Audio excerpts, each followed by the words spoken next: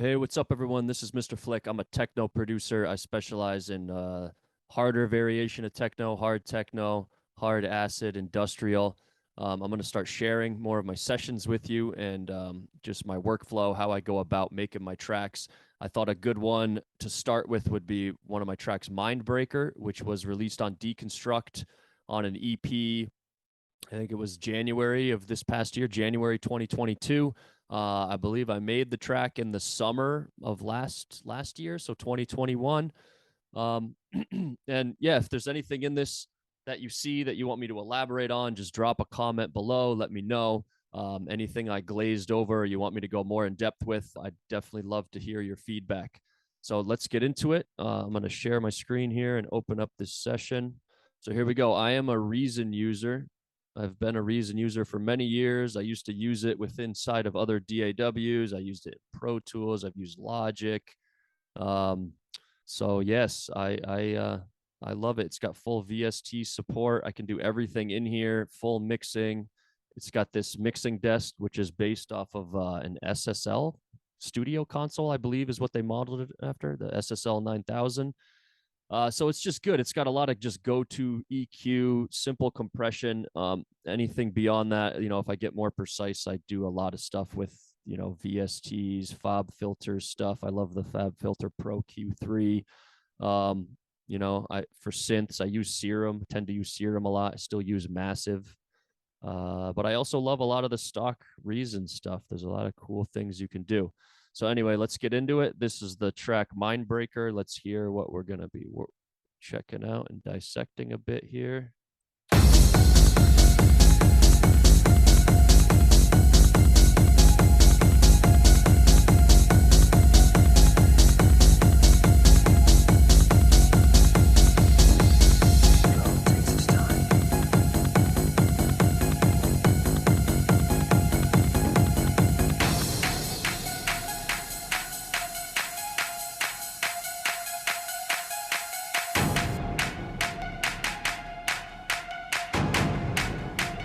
Breaking into his mind.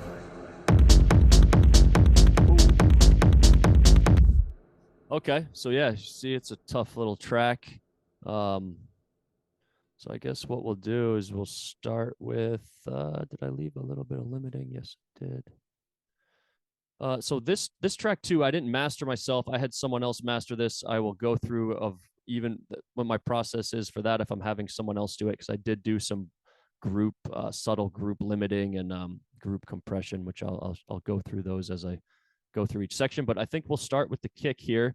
Let's see. The base of the kick here is this one kick, and I believe this is pretty straightforward. I used a sample from a Unity pack. I always like to do my kicks in MIDI form. I'll generally load up a sampler like this Kong. I have a bunch of different files saved for various kicks that I like that I load into samplers and make files for them. And then I can scan through each kick. I can scan through 16 kicks and just till I find one that is hitting me right that day or fits right with various portions of the beat. So this one is just stock Unity. Get their samples on Loop Masters. I tend to use one shots. I like their kicks oftentimes. So that's something to check out if you haven't already. So this is just very basic. 4 on the floor, 4 downbeats. Not really doing much here. There's some group processing going on, but I'll go over that after. My next layer is actually, you know what? I'll do this rumble first. This rumble, and I believe I converted this to audio. So I will go over how I do my rumbles real quick here. But see, so this was done with a reverb, and it's basically just low pass down to 100 hertz. If I take that off, you're going to hear all those upper harmonics. So yeah, that's how that is. So if I say I was going to do a rumble kick, let's start here. Here's my kick. I would just create a parallel channel, or I would copy the sampler completely. This is now doubled up, bring it down. I would go to this channel and I would put in reverb directly on the channel. Let's use this Valhalla room. So here we go. I would put this on. Now you're going to have this giant reverb effect on there. And then I would add a side chain. You could either do it directly, with a traditional side chain input from the kick drum, or just use something like Shaperbox or LFO tools. I use Shaperbox all the time. I love this plugin. Let's set this to quarter note right here. So every time the main kick hits, it's gonna make space, and you're just gonna get that pumping from the reverb. Okay, and then what I will do is go up here and I would low pass all that down.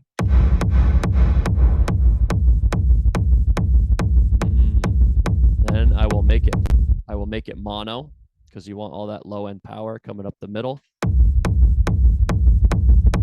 See? And already you can hear it. And then what I would do, depending on the track, I'll even just scan through presets. You'll hear how the tone of the rumble changes.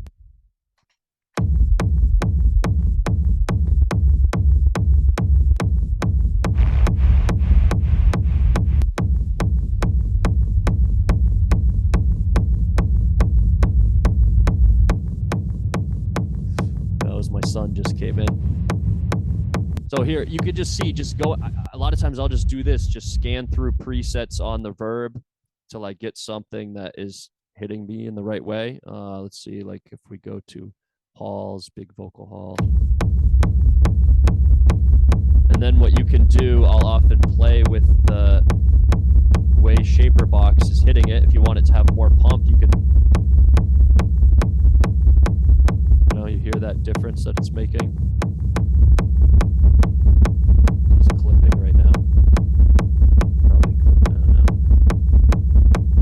So yes, so that if you want the rumble to be hitting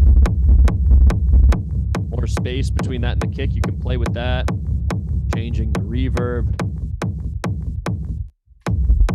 That's a little tighter. That's probably more about what I went for. So that's basically what I would do. And then I would bounce this out, because you don't want the reverb to be constantly evolving. It'll you want something consistent. So what I usually do is bounce a 4 to 8 bar loop, pull it back into my session, and then just take the best couple, 4 clips of it and just copy that. And that's what I did on this right here. If you look over here, let me go to this channel on the sequence right here. If I zoom in, I just looped it. So, and then it's just, I probably deleted this. I was using a lot of processing, so I think I just deleted extra stuff that I'm not, that wasn't being used. And sometimes I'll keep it with the reverb going, but oftentimes I found that, you just tighten it up. You just get more consistent rumbles because the reverb's not evolving and playing back on itself. So yes, that is how I would do a rumble real quick. Let me get rid of this channel here. Delete. Okay, so moving on, let's check this other, I have this other layer to the kick drum here, which is basically, this is one technique. I don't always do this, but it'll be cool to show you. I basically used the same kick that I was using. This is just another element to the rumble. So it's basically just the kick duplicated, same kick sound. And then what I'm doing is I have it high passed up to about 76 hertz, and then I have it low passed down to 100. And I just I did 16th notes with that same kick. Let me see. Let's go to the sequence. See, it's just 16th notes doubled up on the kick. And then I have that again going to Shaperbox, which is just side chaining every downbeat of the kick. It's cutting out. If I bypass this, okay, so it's just giving it that pulse, and so it sits good with the kick. Still leaving a lot of the space for the low end, the super low end from the main rumble I did, because I'm cutting it up to about 76 hertz. So it just adds this other pulsing layer. No, without it, hear it, it's a little more stagnant. Just smears it more, gives it a little bit darker, murkier sound, which is what we're looking for with this harder techno shit. And this kick is not super distorted. This one I wanted a little more clean. Oh yeah, there's that. And then if we go to the group processing, again, I had someone else master this, so I did some of this beforehand just so I was trimming off some of the dynamics to make their life easier, making it louder. But let's see what I did. Oh, it looks like I did quite a bit of EQing on this. Just notched out frequencies that were displeasing to my ear. I might have done this deeper in the mix stage. Honestly, I probably did. 30 hertz high pass filter. I tend to do this a lot, at least up to 30. It just clears it up. If you bring it on a system or in a car that has ample subs, it just cleans up all this muddiness. And we're not making dubstep. We don't need all that weight down there. And you're often just making the sound system work harder for no reason. So that's that for the EQ on the kick. And then I OTT. If you don't know about this plugin, in Ableton, there's the OTT compressor. It stands for over the top. This is Transfer made their version of an OTT plugin. So if you don't use Ableton, you can get the same effect. It's basically an upward expander and a downward compressor in the same device. And you got to be careful with this. I usually start with the depth at 0 and increase it up, and I end up using it almost like an EQ. I just have the threshold for the compressor just hitting at the peak, just tickling the peak on these mids and subs, mids and lows, I should say. And then I'm gaining up the mids quite a bit. So, I mean, without this, just get it to punch through, especially with other elements that I bring on later in the mix. And then this is not something I normally do, but just added some gain, plus 5 dB transparent with super long attack and quick release on this limiter. Again, you can see it's not even doing any gain reduction. It's just pumping up the gain a little bit. And I don't normally do that. I knew someone else was mastering this, so when I went in to prep it, I took everything off the master bus and just did some of this group dynamic shaping before I sent it out, just so I knew I knew a little bit more of what the end product was going to sound like. Okay, so that's the kick drum. We got the bass of our techno track. All right, now let's move on. What else we got here? Got this cool little high-end percussion loop, which I believe, let's see, sequence this. Yeah, this is just a loop. I think I cut up another loop, piece of another loop, and turned it into my own 4-bar loop. Let's see if this percussion, yeah. But either way, just a cool little section here. Let's see what processing I did to it. I think I got quite a bit of EQing going on to clean up that low end and the top end. Let's bypass this. Ugh. Yeah, so I really got rid of all that top end. No crazy notches, just more broad filtering, which I find a lot of the times gives you smoother results, more pleasant to the ear.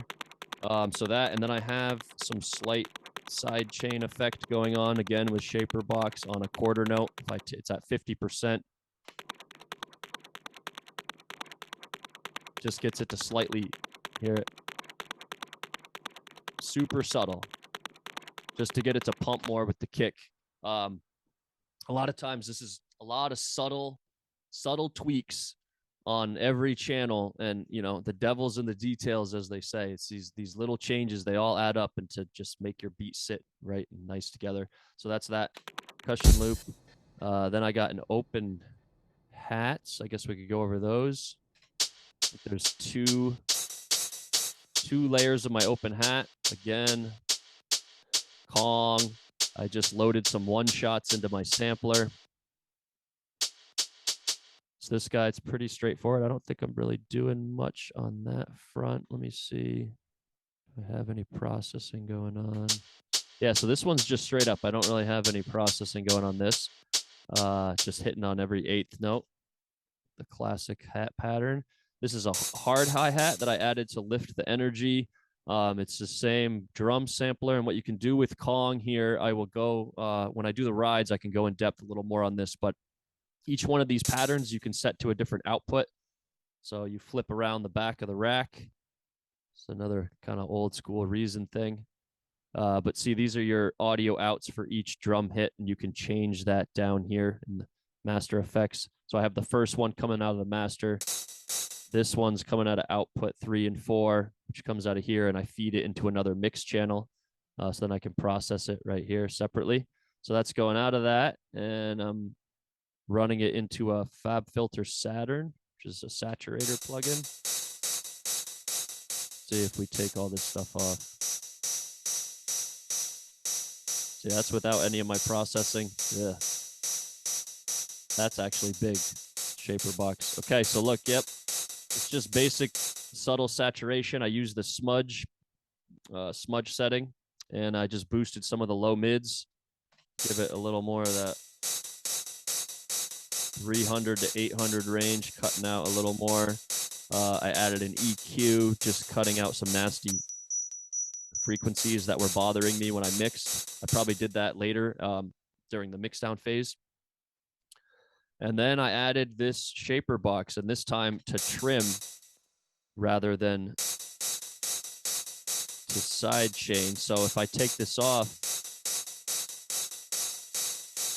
it just gives it this tighter, punchier hit on that hat. Okay, so then that with these two patterns,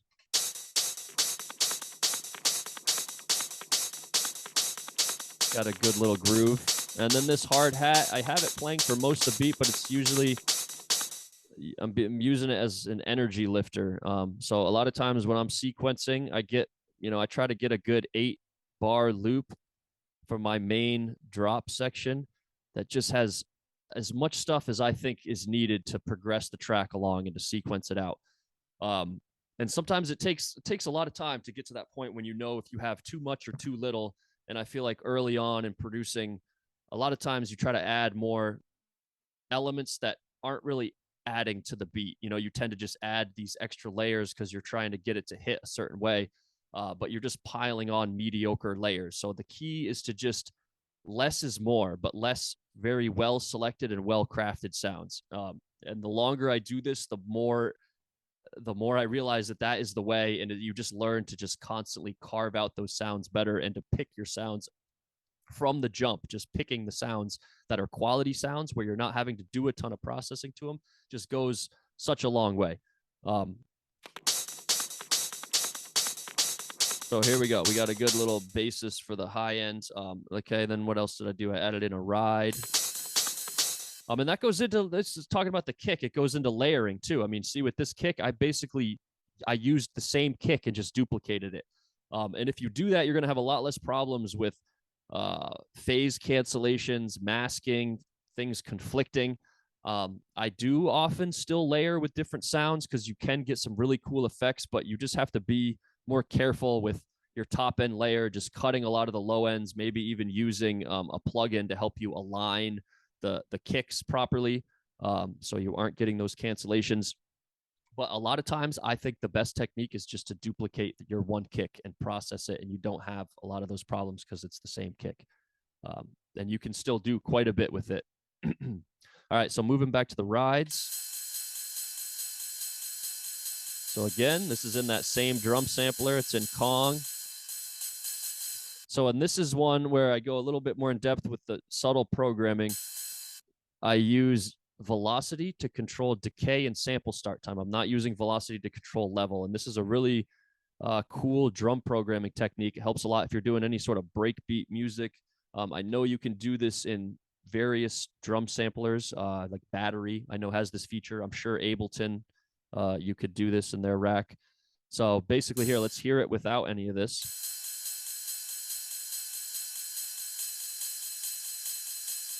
Also, let me take off. So hear how stagnant that is? And now hear how that's swinging? Let's take that off. So let me just show you. So sample start, let me put the decay at 0.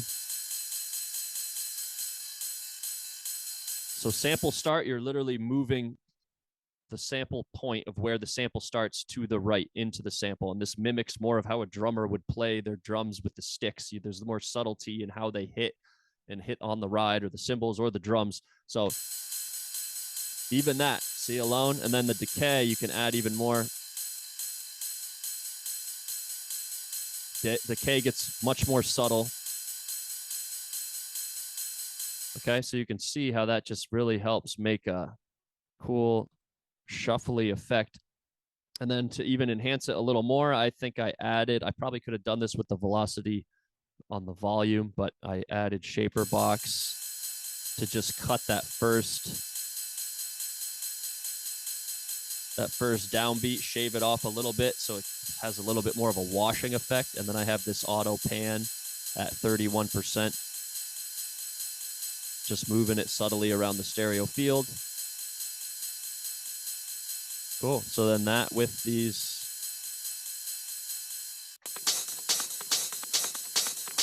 other pieces. And then let's see, I have some group processing going on my highs here. Where's that? Yeah.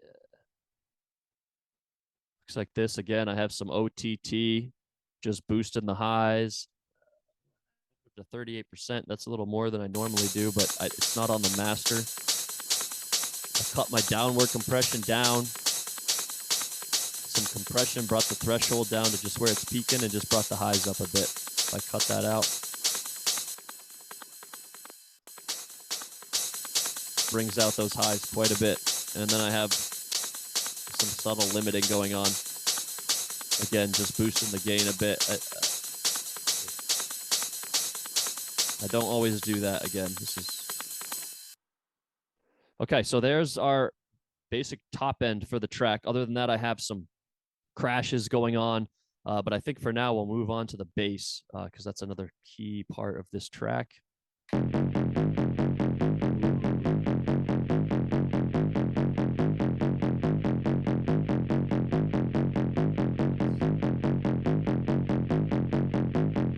So this I made, so let's see what we got here. This is made with Serum. I have some Shaper Box, a Fab Filter Pro Q3, a Scream Distortion, which is a stock Reason plugin, and then some OTT on top of that.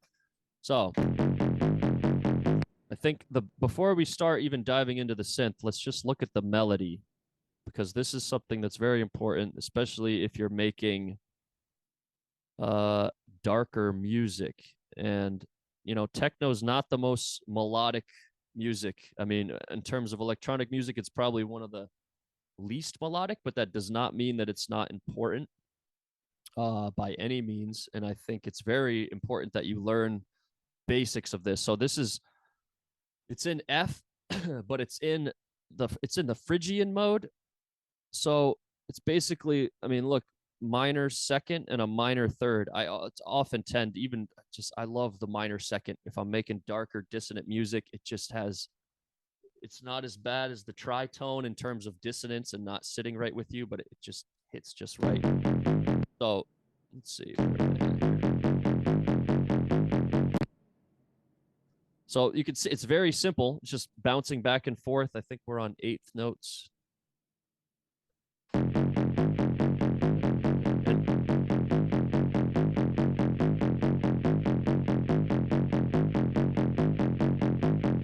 I add a couple little chugs. Yeah, this little gallop section that I come in. And when I made this, I was trying to mimic. I used to listen to a lot of metal and hardcore, and I was just mimicking some kind of old style mosh pit. And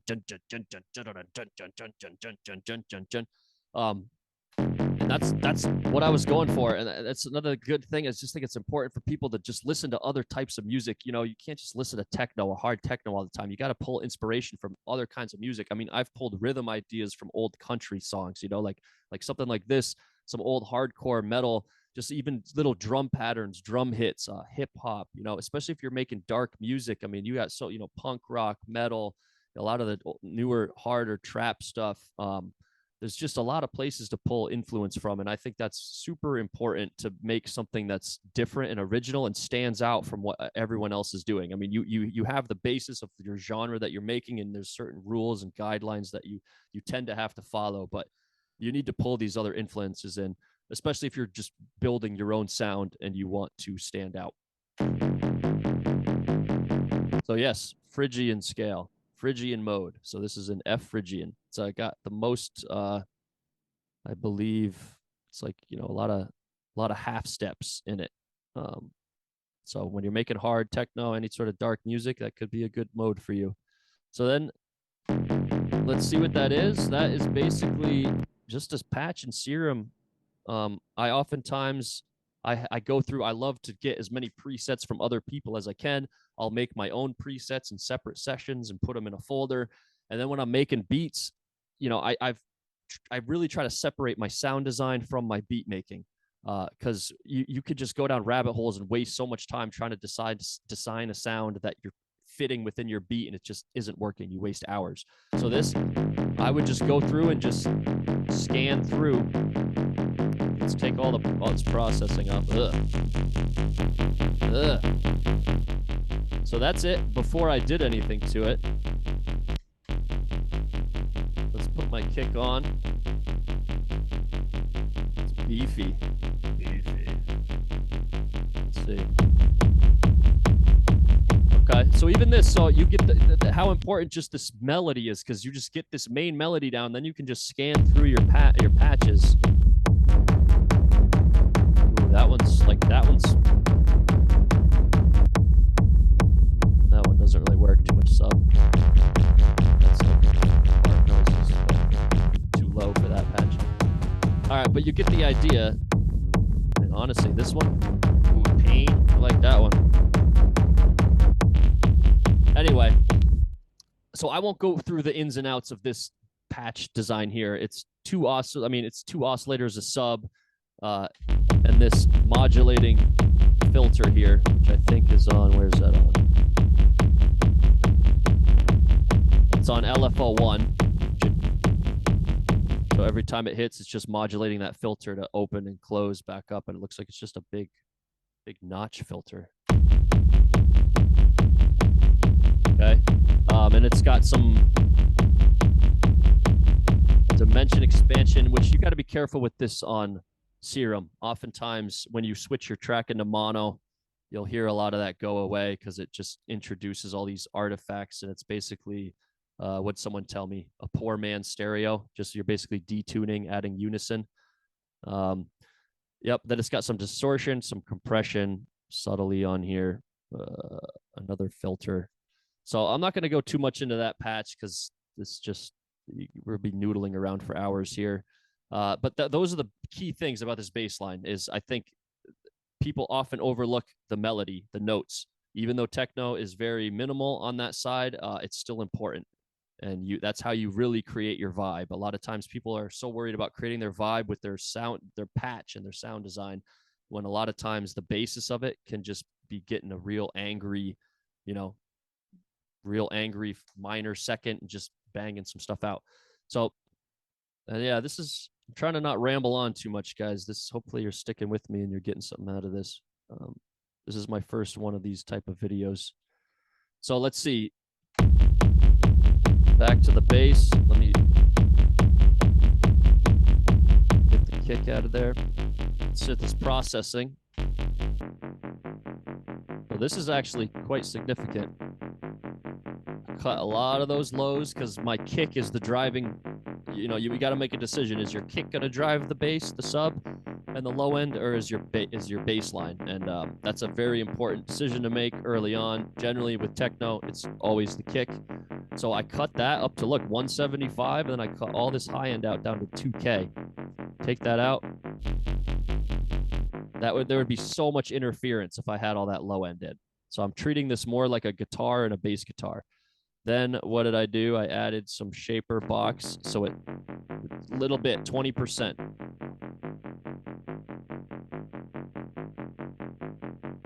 very hard to detect, but it just pulses a little bit with the kick. Then I added this distortion with some high-end boost. What is this? Tape saturation mode with some body, these body modes. Screen plugin, and then I added OTT on the top. Boosting a lot of those mids. Again, I'm treating it like a guitar. My depth is at 44%. So I find with OTT, you can ride the depth higher when it's just on an individual track within the session. If you're putting it on a group or the whole mix, you got to be real careful with it because it can just completely destroy your mix and your dynamics. So use wisely, Grasshopper. Okay, let's see.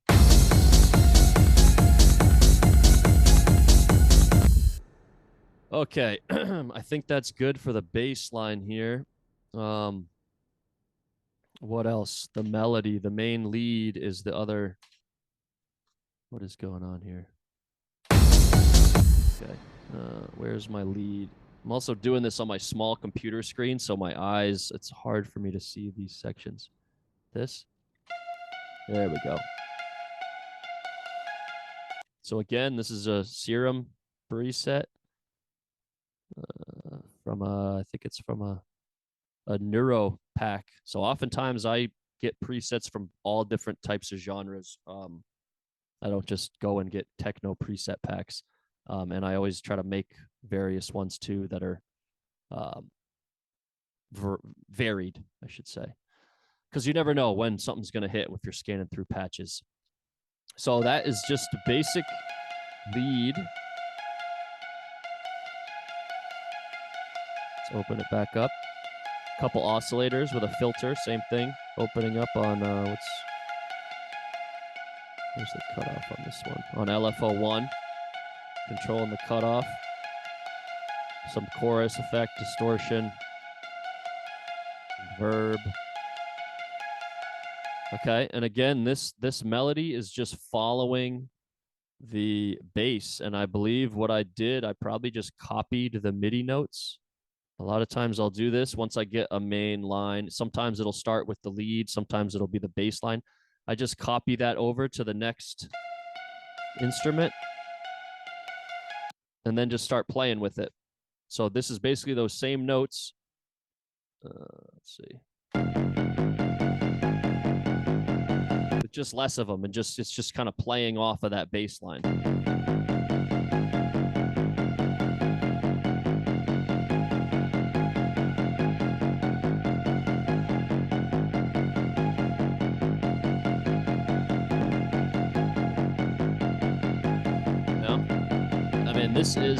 This is the track, that and that kick drum, that melody that gets stuck in your head, this dissonant dark melody.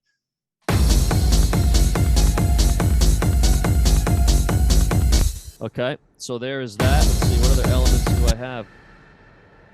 Beyond this, it's a lot of effects, just some, stuff. The meat of this track, I mean, if you take away all these little hits and these effects that are just kind of icing on the cake, I mean, this track, say my kick is 3 channels, but that's basically okay. Kick drum, I got a percussion channel, that's 2 hats, that's a shuffly hat, 3, some 4 open hats, 5 ride, bass, lead. I mean, this track, the meat of it is under 10 channels. I mean, and the more I do this, like less is more, less well done sounds just to fill up and take up their space well,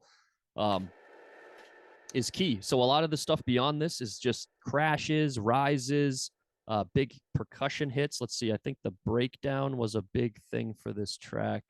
I remember having a lot of fun doing the breakdown. Took me a while, but let's unsolo this here.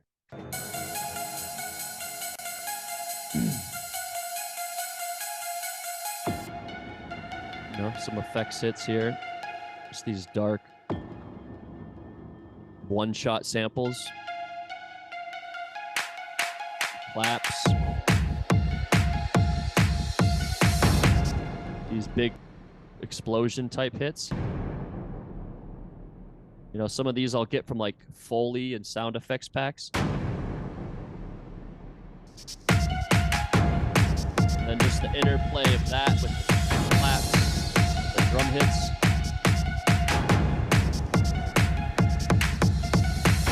Switching up the kick pattern.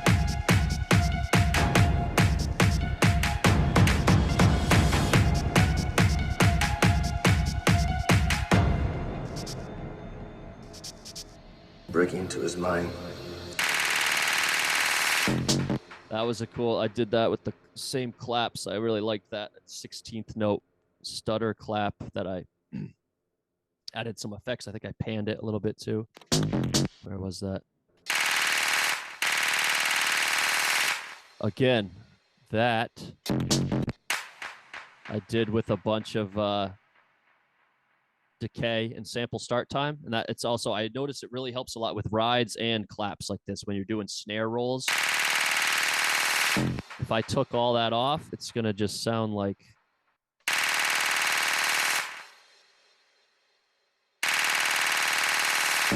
it just doesn't have that movement to it, a more natural movement. The other thing I'm doing on this,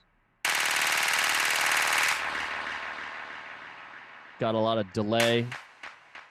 It filters in verb.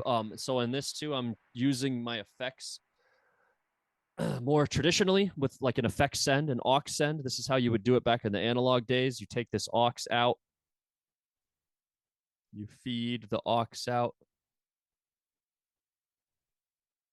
These aux outputs, you feed that output into the effect unit. So say into one of these verbs or into this delay here. And then the delay returns. I think on this, it's got effects returns. It just returns right over here. Sometimes I'll reroute it into a channel if I want to do more processing on it, more EQing. But so that's how these effects are working a lot of times. I find more traditional mixing, this is a better way to do it when you're in more of your sound design phase. I often find putting the effect directly on the instrument or the channel can give you some varied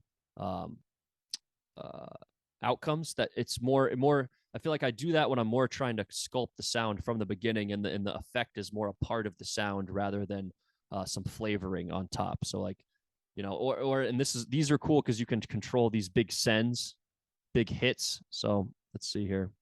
I'm kind of going off on a tangent here, but like,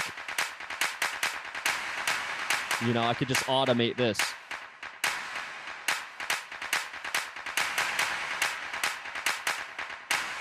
So that's why doing your effects that way is a really cool way. Like in your final mixdown stage with these big buildups, you can automate that, a little easier than just doing the dry wet because it doesn't necessarily have the same effect, I would say. Okay, so let's see. The other big thing about this track is the title of it, Mindbreaker, the samples I used. Breaking into his mind. Yeah, so that breaking into his mind, that's from The Matrix. I remember hearing there was a new Matrix movie coming out. The original, people used to, 2000s, early 2000s, that movie was sampled so much, it was honestly kind of played out. But it's been 20 years, so I figure I can sample The Matrix again. And I mean, it's just the perfect sample for a techno track. It's like, what are they doing to him? Breaking into his mind. It's like hacking a computer. All it takes is time. I mean, come on. It's classic. And so to get that, this is a nugget right here.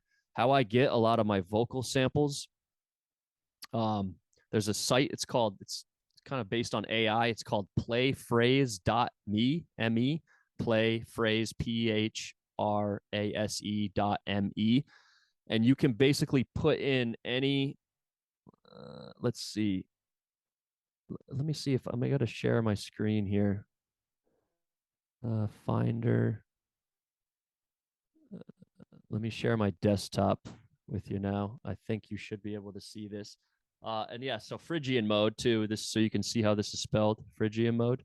That is a mode I work in often. Even before I knew what it was, I would find myself writing in that. So here, let's go. Playphrase.me.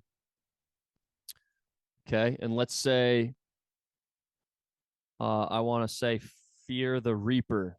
I want a track. I want my track to say Fear the Reaper. Oh, hold on. Don't fear the Reaper. Don't fear the Reaper. Okay, so that was just 2 results, but still. And then, so what I'll do then is I would go into this other program, Audio Hijack. These are some nuggets right here. And actually, this program's really useful, Audio Hijack. Audio Hijack right here.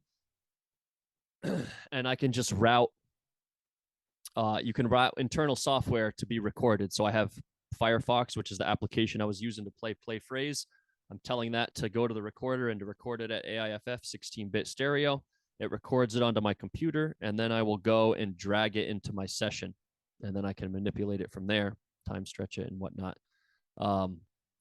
So yeah, that's really cool. I mean, I come. Let me share back to this screen. I my beat making journey in the beginning really started with a lot of sampling. So I just love sampling old movies, sampling old sounds. It's still just engraved in me. And I mean, yes, I could just record, hey, I want this track to be called Fear the Reaper. And I could record my voice and manipulate it, but it's not the same as getting some sort of dialogue. Okay. That's from like Bill and Ted, Bill and Ted's Excellent Adventure. And you can still warp that where no one will know what the hell it says. But that is a big one. If you ever need some cool vocal samples, playphrase.me. And that's what I used for this. Even though I knew I wanted to use the Matrix sample, that's how I routed it into my computer. So, yes, beyond that, this track just bangs out. It all takes its time.